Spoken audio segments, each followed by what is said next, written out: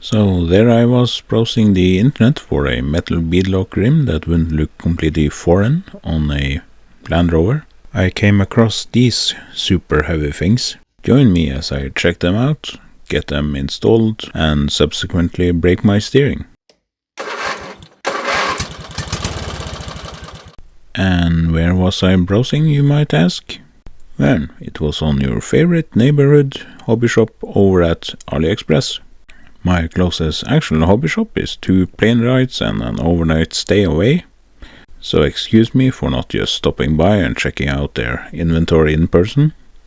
Anyway, I bought a kit from them and now I'm too broke for anything with an actual brand name on it, which is good because that's exactly what I got. No logo, no name, just the American flag. All kinds of perfect for a classic Land Rover. Going by Google Images, these are also an approximation of what was used on old Chevrolets, but let's not pick apart every bit of fun there is to be had. First impression is that these feel very substantial, at least compared to a complete car. So much so that I immediately had to run out to the kitchen and check the weight on these things. That's 684 grams for the 4 of them. For any Americans that may be watching this, that's about the weight of 2 whole cans of soup. That's a lot for sure. While it was described in the listing, I just sort of skimmed through the whole thing and assumed the weight was for 4.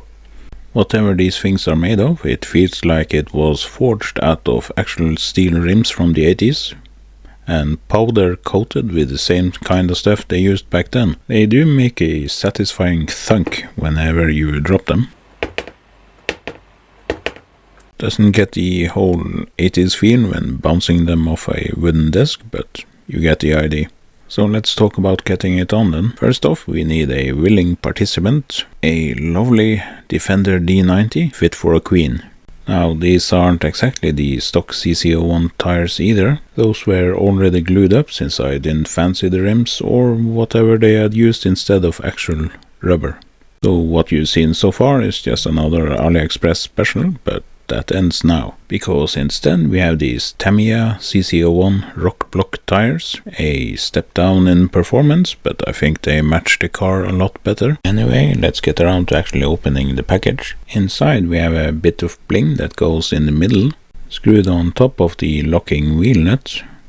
I imagine it has to be a low profile one, but I don't have any of those, so I can't get them to fit. So those will live in a drawer somewhere. As for the main attraction of today's program, we have this awesome looking white piece. It feels nice and solid in the hand. Definitely not aluminium for sure. However, this is only the front piece. In order to actually hold the beads of the tire to make a beadlock, we need this black piece of piping sandwiched between the two. The standard way of putting together one of these is to slide the inner bead onto the black piece of pipe. Insert the center piece and apparently launch the whole thing onto the floor. Well, at least they're solid. On my second attempt I fared quite a bit better, but couldn't really get the screws to grab onto the threads. Reason being that they had powder coated the rims, including the backside, after tapping the holes, so they're slightly clogged. Solution is simply to run a screw through them before attempting to add a ring onto it.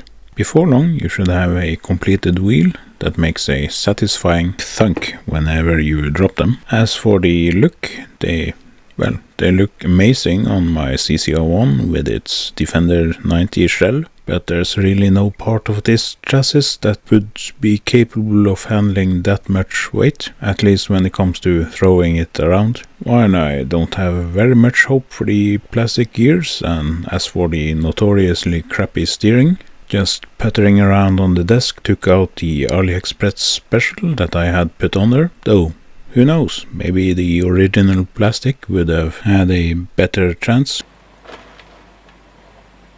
And that's about as much as you really can say about any set of rims.